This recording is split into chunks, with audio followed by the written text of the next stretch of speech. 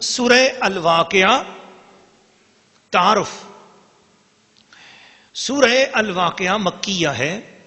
اس میں 3 رکوعیں، 96 آیات ہیں، 378 کلمات ہیں، 1703 حروف ہیں. یہ سورہ طٰہٰ کے بعد نازل ہوئی. اس کا مقصد قیامت پر یقین دلانا ہے اور منکرین قیامت کے لیے یہ بتایا گیا ہے کہ دیکھو بڑی بڑی نشانیاں ہیں اور ان کو سمجھ لو اور قیامت پر یقین کر لو. اور یہ صورت واقعہ وہ ہے، اس کو پڑھ کر بے شمار غیر مسلم لوگ مسلمان ہوئے.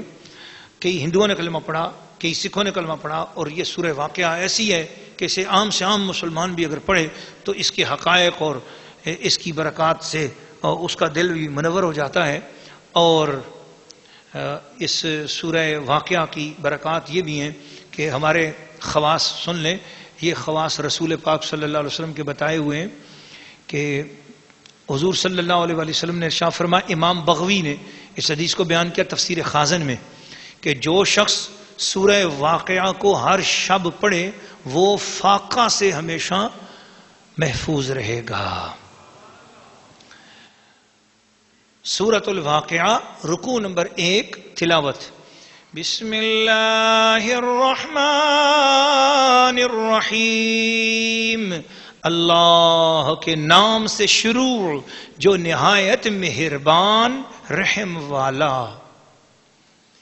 اذا وقعت الواقعة ليس لوقعتها كاذبة خافضة رافعة اذا رجت الارض رجا وبست الجبال بسا فكانت هباء منبثا وكنتم ازواجا ثلاثة فاصحاب الميمنة ما اصحاب الميمنة واصحاب المشأمة ما اصحاب المشأمة والسابقون السابقون اولئك المقربون في جنات النعيم ثلة من الاولين وقليل من الآخرين على سرر موضونة متكئين عليها متقابلين يطوف عليهم ولدان مخلدون بأكواب وأباريق وكأس من معين لا يصدعون عنها ولا ينزفون وفاكهة مما يتخيرون ولحم طير مما يشتهون وحور عين كأمثال اللؤلؤ المكنون جزاء بما كانوا يعملون لا يسمعون فيها لغوا ولا تأثيما إلا قيلا سلاما سلاما. وأصحاب اليمين ما أصحاب اليمين في سدر مخضود وتلح مندود وظل ممدود وماء مسكوب وفاكهة كثيرة لا مقطوعة ولا ممنوعة وفرش مرفوعة إنا أنشأناهن إنشاء فجعلناهن أبكارا عربا ترابا لأصحاب اليمين. سورۃ الواقعہ رکوع نمبر 1 ترجمہ کنز الایمان. جب ہو لے گی وہ ہونے والی اس وقت اس کے ہونے میں کسی کو انکار کی گنجائش نہ ہوگی. کسی کو پست کرنے والی، کسی کو بلندی دینے والی. جب زمین کانپے گی تھر تھرا کر اور پہاڑ ریزہ ریزہ ہو جائیں گے چورا ہو کر، تو ہو جائیں گے جیسے روزن کی دھوپ میں غبار کے باریک ذرے پھیلے ہوئے. اور تم 3 قسم کے ہو جاؤ گے. تو داہنی طرف والے کیسے داہنی طرف والے، اور بائیں طرف والے کیسے بائیں طرف والے. اور جو سبقت لے گئے تو وہ تو سبقت ہی لے گئے.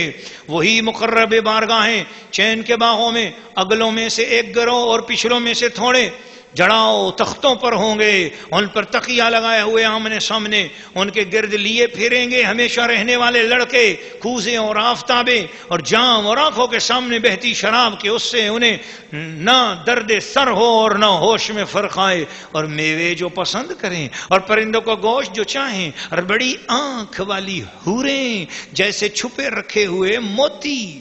صلہ ان کے اعمال کا اس میں نہ سنیں گے نہ کوئی بیکار بات نہ گناہگاری. ہاں یہ کہنا ہوگا سلام سلام. اور دہنی طرف والے کیسے دہنی طرف والے، بے کانٹوں کی بیریوں میں اور کیلے کے گچھوں میں اور ہمیشہ کے سائے میں اور ہمیشہ جاری پانی میں اور بہت سے میووں میں جو نہ ختم ہوں اور نہ روکے جائیں، اور بلند بچھونوں میں۔ بے شک ہم نے ان عورتوں کو اچھی اٹھان اٹھایا تو انہیں بنایا کنواریاں، اپنے شوہر پر پیاریاں، انہیں پیار دلاتیاں، ایک عمر والیاں دہنی طرف والوں کے لیے۔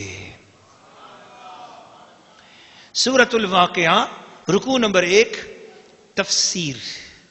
ناظرین و ناظرات، سامعین و سامعات، جنت کے نظارے بہار شریعت کے ذریعے سے آپ سورہ رحمان کے آخری رکوع سے کر چکے ہیں۔ تھوڑی سی بس محبت کی بات آپ کی خدمت میں ضرور پیش کرنا چاہتا ہوں کہ فرمایا لا يسمعون فيها لغوا ولا تأثیما، جنت والوں کو وہاں پر ہر قسم کی ٹینشن سے نجات ہوگی، ہر طرف سکون ہی سکون ہوگا، آرام ہی آرام ہوگا۔ جنت میں اتنا آرام آنے کی وجہ کیا ہے؟ وجہ بتاتا ہوں، لیکن جو پورے غور اور توجہ سے سنے گا اسے سمجھ میں آئے گی، ورنہ اوپر سے گزر جائے گی بات۔ غور سے سنیے، فرمایا لا يسمعون فيها لغوا ولا تأثیما، جنت کے اندر پرسکون ماحول ایسا ہوگا کہ وہاں پر نہ کوئی بیکار بات سنیں گے، نہ کوئی گناہگاری کی بات ہوگی۔ بیکار بات بھی نہیں ہوگی اور گناہگاری کی بات بھی نہیں ہوگی۔ ہوگا کیا؟ الا قیلا سلاما سلاما، بس وہاں سلام سلام کی آوازیں آئیں گی۔ میں بہت سوچتا تھا، میں نے کہا یار کیا بات ہے، یہ جنت میں سلام کیسے ہوگا، کیوں ہوگا؟ اس کی وجوہات میں ڈھونڈتا رہا۔ مجھے صرف میری والدہ صاحبہ نے اس کا نقطہ بتایا، حضور مفسر قرآن مجذوبہ اسلام قبلہ وقابہ مانجی سرکار نے، جنہوں نے قرآن پاک کی تفسیر لکھی، تفسیر رقیہ، الحمدللہ اس کی پہلی جلد چھپ چکی ہے اور الحمدللہ باقی کام بھی اس کا جاری ہے۔ تو مانجی سرکار نے مجھے اس کا نقطہ بتایا، میں نے ویسے کہیں پڑھا نہیں ہے کہ جنت میں سلام سلام سلام سلام کی آوازیں کیوں آئیں گی۔ بس گزر رہے ہیں، السلام علیکم السلام علیکم السلام علیکم، یہ السلام علیکم یہی آوازیں ہوں گی، کیا ہوگا؟ سلام سلام کی آواز کا مطلب کیا ہے؟ مجھے کچھ سمجھ نہیں آ رہی تھی۔ میں نے کہا امی جان یہ خاص بات کیا ہے؟ امی جان نے جو اس کی توجیہ بتائی، آپ یقین یعنی حدیث کی روشنی میں میرا ایمان تازہ ہو گیا، اور میں آپ کو سناتا ہوں کہ جنت میں سلام سلام کیوں گا۔ والدہ صاحب فرماتی ہیں پہلے یہ بتاؤ کہ تم اپنے جب دکانوں سے برتن خریدتے ہو تو برتن جس کمپنی نے بنایا اس کمپنی کا برتن پہ نام لکھا ہوتا ہے کہ نہیں ہوتا؟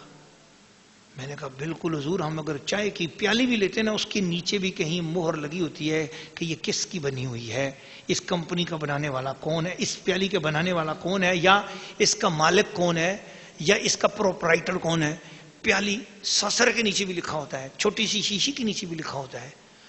تو میں سمجھ نہیں سکا جو والدہ صاحب بات بتانے، اچانک جب یہ بات بتانے کے بعد والدہ صاحب نے اگلا سوال کیا تو بات ٹھک سے سمجھ میں آ گئی مجھے بھی۔ دیکھتا ہوں آپ کو سمجھ میں آتی ہے کہ نہیں آتی۔ ماں جی نے فرمایا یہ بتاؤ جنت کی ہر چیز پر کیا لکھا ہوگا؟ میں نے کہا حضور ہاں حدیث شریف میں آتا ہے کہ جنت کے ہر پتے پر محمد کا نام لکھا ہوگا،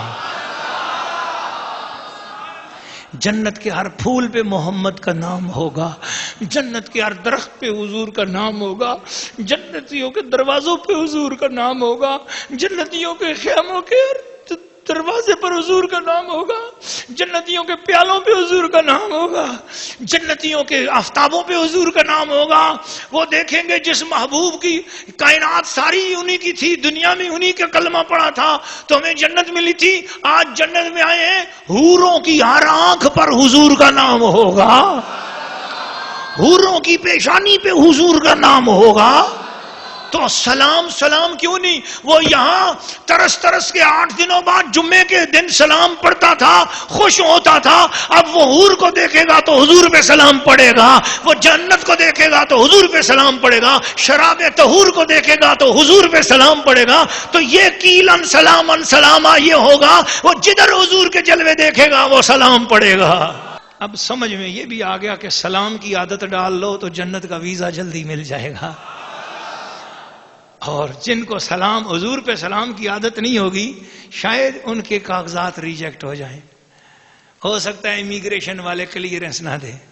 اور مجھے ایک سالک عبد المجید سالک کا ایک کلام یاد آ گیا، پنجابی اور اردو کا ملا کر انہوں نے لکھا کہ وہ کہتے ہیں کہ حب نبی دی کر دیندی ہے بندے نو پرفیکٹ، حب نبی دی کر دیندی ہے بندے نو پرفیکٹ، میرے ورگے کوجے کملے ہو جاندے ایکسپٹ، حب نبی دی کر دیندی ہے بندے نو پرفیکٹ، میرے ورگے کوجے کملے ہو جاندے ایکسپٹ، سالک جے اس حب دے اندر پہ جاوے ڈیفیکٹ، سالک جے اس حب دے اندر پہ جاوے ڈیفیکٹ، زود عبادت تقوی سارا ہو جاسی ریجیکٹ، زود عبادت تقوی سارا ہو جاسی ریجیکٹ۔ مجھے یہ اچھا لگا، میں نے کہا یہ انہوں نے اردو اور پنجابی اور انگلش کو مکس کر کے جو کلام لکھا ہے، لیکن ہے بالکل عقیدے کی نشاندہی کرتا ہے اور پورے اسلام کا خلاصہ لگتا ہے، یہ بہت اچھا۔ اللہ تعالی ہم سب کو ستھری سوچ عطا فرمائے، ہر قسم کی بے ادبی کی سوچوں سے مجھے اور آپ سب کو اور ہماری آنے والی نسلوں کو بھی اللہ تعالی بچائے۔